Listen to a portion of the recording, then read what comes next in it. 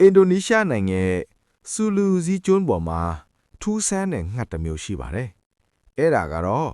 မာလိုလို့ခေါ်တဲ့ငှက်တွေဖြစ်ပါတယ်။ဒီငှက်ဟာသူ့ရဲ့ဥတွေကိုမီးတောင်နားမှာတွားဥပြီးဘတော်မှပြန်မလာတော့ပါဘူး။သူဟာမြေအောက်ကနေအပူရှိန်တွေတက်ညစ်တဲ့မီးတောင်မြေပြင်အစွန်းနားအထိလမ်းလျှောက်သွားပြီး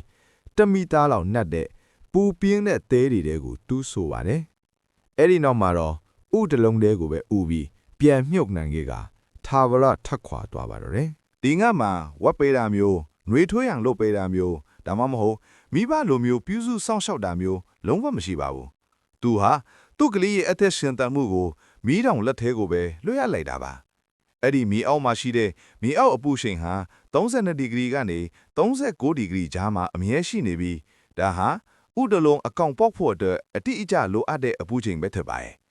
ကဘာမြေကြီးကပဲမိခင်တယောက်လိုဖြစ်သွားတာပေါ့။ဒီဥဟာကျက်ဥထက်9 ဆလောက်ပိုကြီးပါတယ်။ဘာလို့လဲဆိုတော့ဥထဲမှာရှိတဲ့အကောင်လေးဟာအပြည့်အစုံနီးပါးဖွံ့ဖြိုးပြီးသားမို့လို့ပါ။ရက်ပေါင်း80ကြာမြေအောက်မှာမြုပ်နှံခံတာရပြီးနောက်အကောင်လေးဟာမြေအောက်ထဲမှာပဲအကောင်ပေါက်လာပါတယ်။အဲ့ဒီနောက်မှာတော့1 မီတာလောက်ရှိတဲ့တဲဒီကိုအပေါ်ကိုရောက်အောင် plan တူးရပါတယ်။ဒီခီးဟာဘလောက်တောင်ပင်ပန်းဆင်းရဲတယ်လဲဆိုရင်2 ရက်ကနေ3 ရက်အထိကြာတတ်ပါတယ်။